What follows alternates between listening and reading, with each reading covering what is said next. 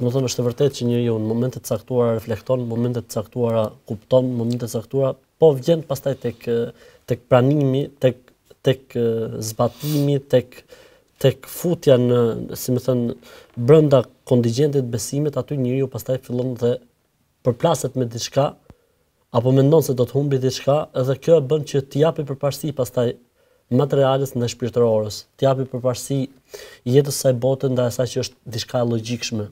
Dhe Zoti në Kur'an neve na ka treguar shumë raste të tilla, për shembull populli i Ibrahimit alayhis salam.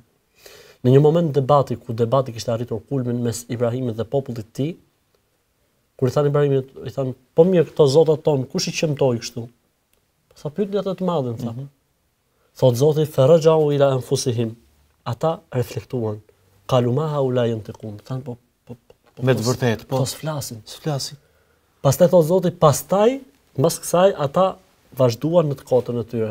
Thanë ti o Ibrahim e ke bërë, etj. Pra e pranuan atë çfarë është logjik e pastër, patën një arsyetim të ndriçuar për momentin. Për momentin, mirë po nuk udhëzuan.